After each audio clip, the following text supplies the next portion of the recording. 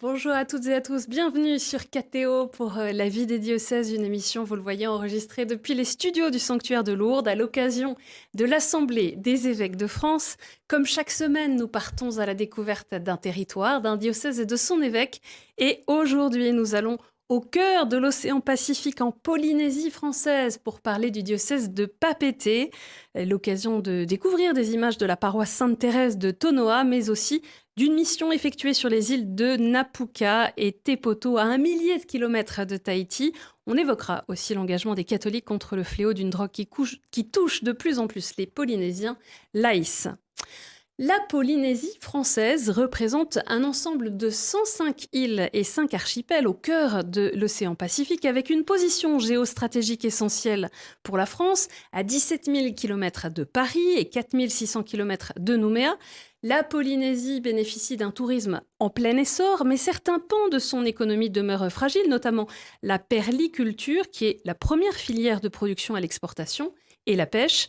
Parmi les défis auxquels le territoire est confronté, il y a le vieillissement de la population, mais aussi les défis climatiques et environnementaux. On va parler de tout cela, du diocèse de Papeete avec son archevêque, Monseigneur Jean-Pierre Cotenso. Bonjour Monseigneur. Bonjour Norine. Merci de nous rejoindre. C'est la première fois qu'on a la joie de vous recevoir dans la vie des diocèses. Est-ce que vous pourriez nous préciser, nous donner quelques mots justement sur cet archidiocèse de Papeete ? Oui, l'archidiocèse de Papeete a reçu l'histoire de la mission catholique à partir de 1834 grâce à l'arrivée des pères des Sacré-Cœur de Jésus et de Marie, appelés communément pères de Picpus. Avant, la confession protestante était arrivée. C'est un diocèse immense puisque la paroisse la plus éloignée de mon diocèse est à 1650 km. C'est Rikitea, aux îles Gambier. C'est une vaste surface, mais les terres émergées, si on les rassemble, font à peu près la moitié de la Corse. C'est dire que c'est des confettis qui sont répartis sur l'océan et qui sont éloignés les uns des autres. Et si on met la carte de la Polynésie au-dessus de la carte de l'Europe, on est avec Papeete sur la ville de Paris. Nous avons les îles australes qui sont à peu près à la hauteur des Pyrénées et qui débordent sur la Méditerranée. Nous avons les îles du Vent et les îles sous le vent qui sont sur la Normandie. Nous avons ensuite les Tuamotu qui partent de la Hollande et qui vont jusqu'en Grèce. Et au bout, il y a encore l'archipel de Rikitea, les îles Gambier. Et au Danemark et sud de la Suède et de la Norvège, le territoire des îles Marquises, qui sont un diocèse à part. Qui est bien parlante pour voir l'étendue de cet archidiocèse. Je précise quelques chiffres qui vont s'afficher sur l'écran, puisqu'il y a plus de 282 000 habitants sur ce territoire, 58 paroisses. Voilà. On compte 21 établissements dans l'enseignement catholique, 16 prêtres actifs et 2 retraités, 54 diacres permanents, 5 séminaristes, 26 religieuses et 14 religieux. Bon, ce sont les chiffres qu'on nous a donnés. J'espère qu'on est à peu près les bons. Au début de cette émission, quelques dates pour mieux connaître votre parcours, Monseigneur Jean-Pierre Cotenso, puisque vous êtes donc archevêque de Papeete depuis 2017. Vous êtes né en 1953 à Ussel en Corrèze. Vous êtes corrézien, voilà. Mais vous avez grandi dans l'Aveyron, on l'entend avec cet accent, ordonné prêtre en 1980, justement pour la congrégation des Sacré-Cœurs de Jésus et de Marie, les Picpusiens. Vos missions vous ont conduit en Polynésie à partir de 1998. Vous avez notamment été supérieur des pères de Picpus de Pirée et Tahiti, puis curé de la paroisse de Sacré-Cœur à Papeete, et puis formateur des séminaristes aux Philippines de 2010 à 2015, avant donc de revenir à Papeete. Et vous avez choisi comme devise épiscopale un verset du livre de Jérémie. Au chapitre 31, Nation, écoutez la parole du Seigneur et publiez-la dans les îles lointaines. Voilà. Annunciate verbum Domini insulis. En latin, c'est plus clair. Voilà. Peut-être encore un mot sur l'histoire des catholiques en Polynésie française, puisque pendant le mois de janvier dernier, vous avez commémoré les 250 ans de la première messe. C'est ça. Il ne faut pas se tromper, c'était la première messe sur l'île de Tahiti. Sur l'île de Tahiti, c'est ça. Et c'était par deux franciscains espagnols. 2 missionnaires espagnols. Qui avaient été envoyés par le roi d'Espagne, qui étaient arrivés en novembre. Ils sont restés sur le bateau tout le mois de décembre. Ils avaient avec eux, chose étonnante, une église en kit qu'ils ont installée sur une terre que le chef du village avait accordée à la mission. Et ils ont débarqué sur l'île le 31 décembre 1774. Et le 1er janvier 1775, ils ont célébré la première messe. Ils sont restés à peu près jusqu'au mois d'octobre et ils n'ont pas pu étendre la mission et ils sont repartis avec le bateau. Et il faudra attendre 1834 pour que l'arrivée des Pères des Sacré-Cœurs donne l'impulsion à la mission catholique en Polynésie. C'est ce que vous disiez tout à l'heure. On va entendre tout au long de cette émission des questions posées par des catholiques engagés dans le diocèse. Mais pour commencer, je vous propose quelques images de la paroisse Sainte-Thérèse de Tonoa. C'était la messe d'envoi du 20 octobre dernier à l'occasion d'une tournée mariale.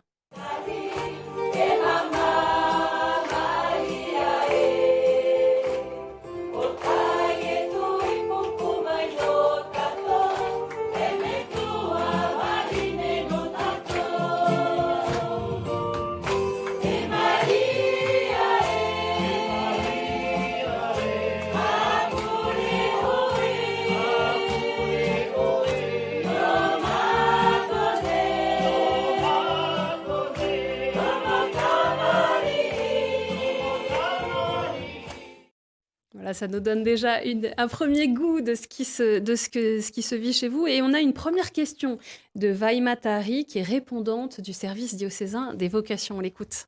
Au sein de notre diocèse, nous avons la grâce d'avoir des investis qui aident à la pastorale auprès des prêtres et des diacres, des Tavini, des Tauturkatekita et Katekita.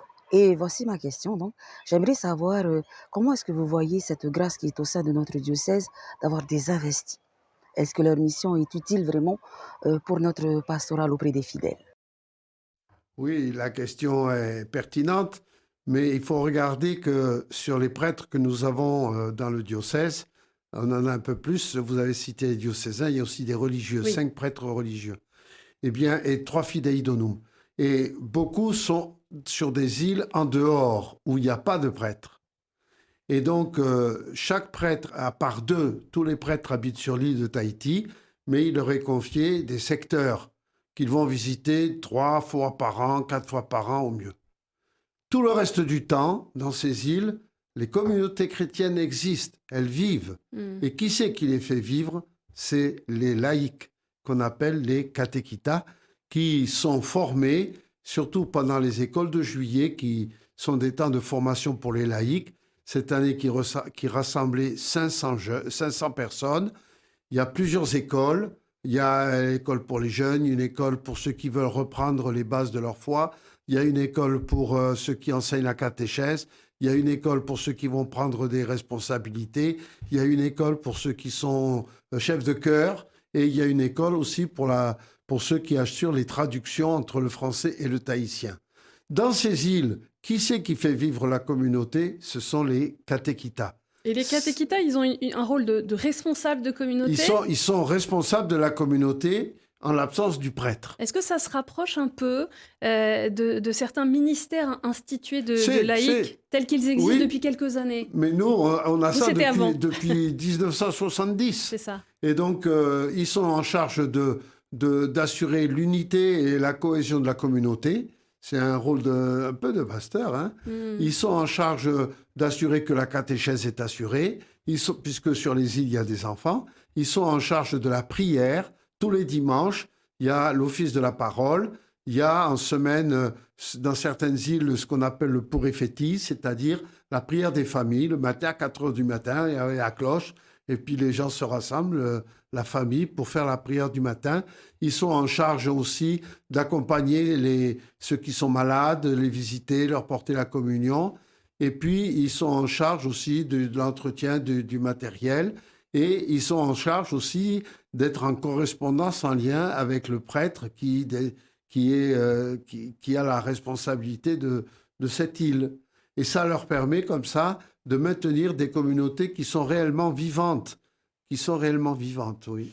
Vous avez mentionné les familles Oui. et les jeunes, ça fait partie de vos priorités pastorales. Ah oui. Et on a justement Boniface, qui est responsable du comité diocésain de la pastorale des jeunes, qui a une question.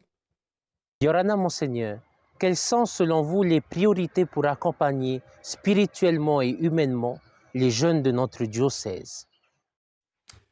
Eh bien, les moyens que l'Église met en place et sur lesquels j'insiste beaucoup, c'est d'abord la possibilité de les rejoindre, surtout après la confirmation. Parce que avant, il y a les structures de catéchèse qui les accompagnent, hein, mais après la confirmation, il y a comme un vide. Et donc, j'insiste beaucoup pour que dans toutes les paroisses, il y ait des groupes de jeunes, des groupes paroissiaux. Ça, pour moi, c'est important. Avec le problème qu'on n'est pas jeune très longtemps, hein, ça passe très vite. On peut dire quand les années ont passé. Et voilà. Et le danger, c'est que très vite, ce sont des adultes qui vont mener le groupe, et ça ne devient plus un groupe de jeunes, ça devient un groupe d'adultes qui essayent de conserver l'identité des groupes de jeunes. Et ils perdent. Vous savez, je dis toujours, quand je fais des confirmations, je dis toujours aux paroissiens à la fin, rappelez-vous que vous avez eu 15 ans. Rappelez-vous, et qu'à 15 ans, on ne prie pas tout à fait comme quand on a 30 ou 40. Les préoccupations ne sont pas toujours les mêmes. Donc il y a ça. Il y a la deuxième chose, je pense, c'est la communication entre toutes les instances de jeunes. J'ai voulu que, par exemple, dans le service des vocations, on ait des représentants de toutes les instances où il y a des jeunes. Et c'est lié aussi à la recherche vocationnelle, à laquelle j'insiste beaucoup, parce qu'on ne trouve pas les vocations dans les EHPAD. Donc, il faut qu'on soit en lien. Alors, il y a les groupes de jeunes paroissiaux, il y a les jeunes qui sont en enseignement catholique, il y a les jeunes qui sont dans les foyers scolaires, il y a les jeunes qui sont dans les mouvements de jeunes, on a les scouts, on a le mouvement eucharistique des jeunes, il y a les jeunes qui sont étudiants, on a un campus étudiant avec plus de 400 élèves. Et donc, c'est important que tous ces jeunes-là puissent se rencontrer de temps en temps. C'est pour ça qu'on a de temps en temps des temps forts pour les rassembler. Bon, La Polynésie française et particulièrement les jeunes sont confrontés au déferlement d'une drogue de synthèse appelée l'ice, de la méthamphétamine importée sous forme de cristaux et consommée à l'aide d'une pipette en verre. Plusieurs manifestations d'envergure ont eu lieu, mobilisant les paroisses catholiques, comme l'explique Anne-Chantal Giraud.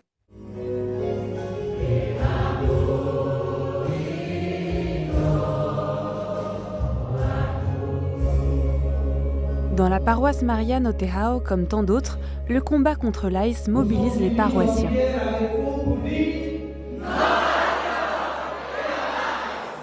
Ces derniers mois, l'Église en Polynésie multiplie les actions de sensibilisation pour lutter contre ce fléau qui touche désormais toutes les couches de la population, surtout les jeunes. Le 15 août dernier, pour la fête de l'Assomption, près de 2000 catholiques ont marché dans les rues de Papeete pour manifester leur foi, mais aussi pour porter un message fort contre l'AIS. Des parents, mais aussi les jeunes eux-mêmes, sont venus avec t-shirts et pancartes. No AIS, oui à la vie. Marie, mère de l'espérance, sauve nos jeunes de ce poison, peut-on lire sur les affiches, ou encore Jésus, sauve nos enfants de l'esclavage de la drogue. L'Église catholique était aussi au rendez-vous le 6 septembre pour la grande marche contre l'AIS organisée par la Fédération citoyenne de lutte contre les drogues et la toxicomanie qui a rassemblé environ 7000 personnes à Papeete jusque dans les îles. Signe de ce soutien, le cortège a fait une première halte à la cathédrale pour un temps de recueillement. De nombreuses associations ont choisi de rejoindre la lutte contre l'AIS, que le gouvernement a déclarée comme une urgence nationale et vitale en 2025. Alors, Monseigneur Jean-Pierre Cotenceau, qu'est-ce que l'Église catholique a à dire face à ce fléau ? Je pense que l'Église doit rappeler tout ce qui peut aider à donner sens à la vie. Et je crois que se tourner vers les drogues ou vers l'alcool, que ce soit l'AIS ou ce qu'on a aussi beaucoup, c'est le PACA. Hein, voilà. Ça veut dire qu'il y a un manque, il y a quelque chose qui manque, il y a une perte de repères et on ne sait plus où aller. Il y a peut-être parfois dans les familles un manque d'écoute, un manque d'attention, un manque d'amour, de proximité avec les jeunes. Donc, ils vont chercher. Donc, pour moi, la question, ce n'est pas de dire les drogues, c'est pas bien, c'est de se dire pourquoi les jeunes vont chercher à se tourner vers ces drogues qui les détruisent. Mais en même temps, il faut les sensibiliser aux conséquences de ces actes.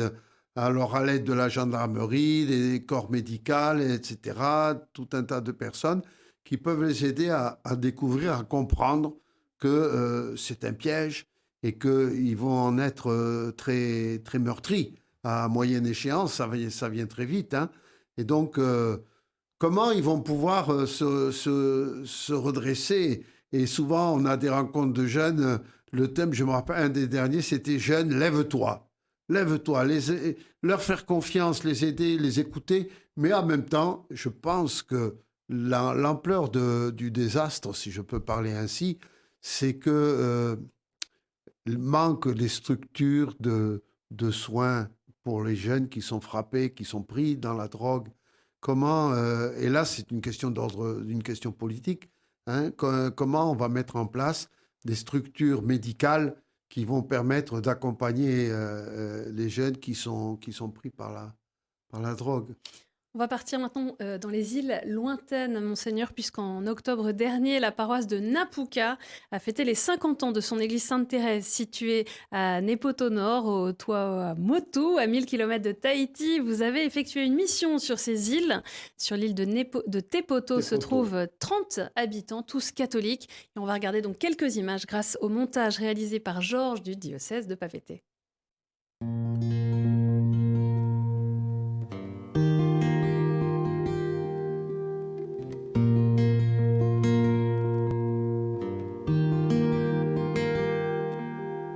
Jésus, sois le centre, sois ma lumière, sois ma source, Jésus.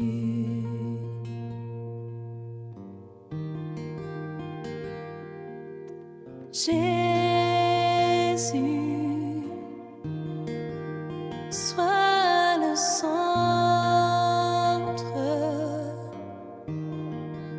sois mon espoir, sois mon chant, Jésus.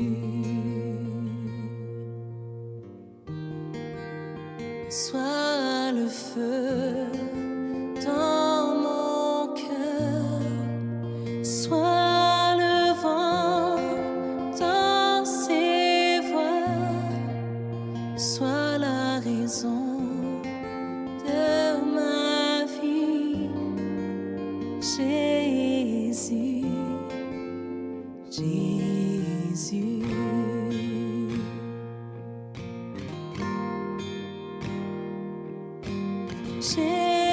Jésus, sois ma vision, sois mon chemin, sois mon guide, Jésus.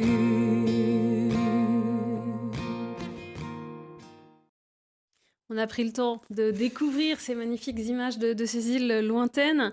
Et avant de vous laisser réagir à ces images, on écoute justement la question de Gaspard Mahaga, qui est diacre permanent de la paroisse Saint-Pierre-Chanel de Tiareil et responsable du rosaire vivant du diocèse et de ces îles depuis 2015. Comment pouvons-nous assurer la présence constante de l'Église dans les îles lointaines? Oui, la présence constante, c'est la présence constante du Christ d'abord qui compte. Et je me souviens de cette phrase de l'Évangile où Jésus dit « Lorsque 2 ou 3 sont réunis en mon nom, je serai au milieu d'eux ». Il y a donc je pense que la priorité, c'est de faire en sorte que la foi en Jésus-Christ soit présente. Après, il y a la communauté. Et en Polynésie, la dimension de la communauté est très importante. C'est pour ça que dans les paroisses, on parle de l'amouira, c'est-à-dire c'est le noyau dur, c'est ceux qui permettent à la paroisse d'avancer, de grandir, etc. Dans les îles lointaines, eh bien, il y a cette présence de l'amouira, il y a une communauté. Et les catéchitas, dont je parlais tout à l'heure, sont chargés justement de d'entretenir cette amouira, d'entretenir cette communauté, parce que par le fait qu'ils se rassemblent, par exemple, tous les dimanches pour l'office de la parole, puisqu'il y a pas, quand le prêtre n'est pas là, et ça arrive peut-être 50 dimanches par an, hein, mais quand le prêtre vient, il y a la messe, bien sûr, mais quand il n'est pas là, il y a cette célébration de la parole, avec derrière disons, l'effort de leur faire comprendre que la parole de Dieu, c'est aussi une présence du Christ. Quand Jésus nous parle par l'Évangile, et donc ne pas croire que parce qu'il n'y a pas l'Eucharistie, alors ils ont l'impression que Dieu les abandonne un peu, qu'ils sont très, très sensibles à l'Eucharistie. Puisqu'on parle des îles, j'ai une question évidemment sur la question climatique. Ah oui. Et une des conséquences du dérèglement climatique, bien sûr, qui touche la Polynésie, c'est la montée des eaux. Oui. Et aussi l'écosystème qui est en péril avec le réchauffement de la mer. Est-ce que justement les catholiques, vous comme archevêque, vous avez une prière, une action spécifique sur ce sujet? À vrai dire, la première action à faire, c'est de conscientiser et de prendre en compte cette réalité. Et les statistiques sont quand même parlantes. Hein. Jusqu'en 2050, il est prévu une hausse de 17 cm du niveau de la mer. D'ici 2100, un tiers des îles pourrait disparaître si les choses continuent sur le même train. Hein. Et donc, on voit... par exemple, à Montréal, il y a eu pendant un épisode de canicule marine et qui a détruit une partie du récif corallien. Et les gens, ils voient bien aussi, quand ils habitent en bord de mer, que des cocotiers qui avant étaient en pleine terre se retrouvent maintenant les pieds dans l'eau. Donc c'est une réalité. Mais je crois que la difficulté, c'est de montrer que c'est en lien avec Laudato Si, ce que nous disait le pape François. C'est pas quelque chose à part de la religion. Comment intégrer la préoccupation de foi dans cette difficulté-là et dire qu'on a le devoir de préserver ce que Dieu nous a donné. Monseigneur Jean-Pierre Cotenson, on passe à la dernière séquence de cette émission, les questions de terrain.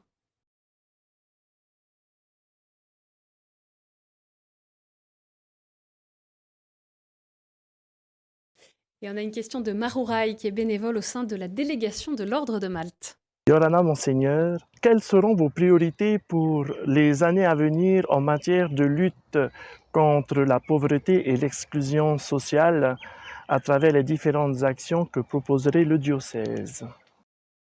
Oui, je dirais que c'est une question que l'Église ne peut pas porter toute seule.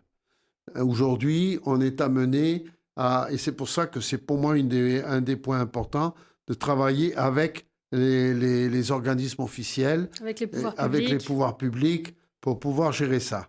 La deuxième chose, c'est que, je rappelle Matthieu 25, venez à moi parce que chaque fois que vous l'avez fait à l'un de ces petits qui sont les miens, il ne parle pas de pauvres, il parle de ces petits.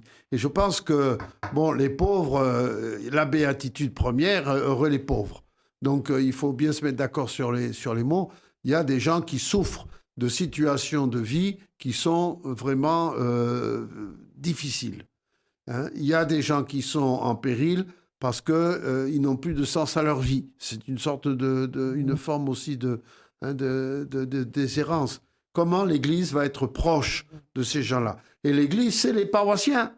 C'est les paroissiens, l'Église, et c'est le rôle, je pense, des pasteurs, de dire comment, dans notre communauté paroissiale, on va pouvoir essayer d'ouvrir les yeux et de ne pas faire comme le riche du pauvre Lazare qui passait à côté sans les voir. Et on a quand même, au niveau institutionnel, on a dans le diocèse des organismes très, très, très bien conçus pour accueillir, par exemple, l'association Tevaillete qui accueille tous les jours des sans domicile fixe pour leur donner à manger. On a l'association Emauta qui a 6 foyers pour accueillir des familles ou des jeunes ou des adultes qui sont en déshérence, qui n'ont plus de logement. On a l'Ordre de Malte, on vient d'en parler. Voilà, il y a des choses qui existent, je veux dire. J'ai une dernière question qui vient de Georges, qui est professeur à la retraite, pour terminer cette émission.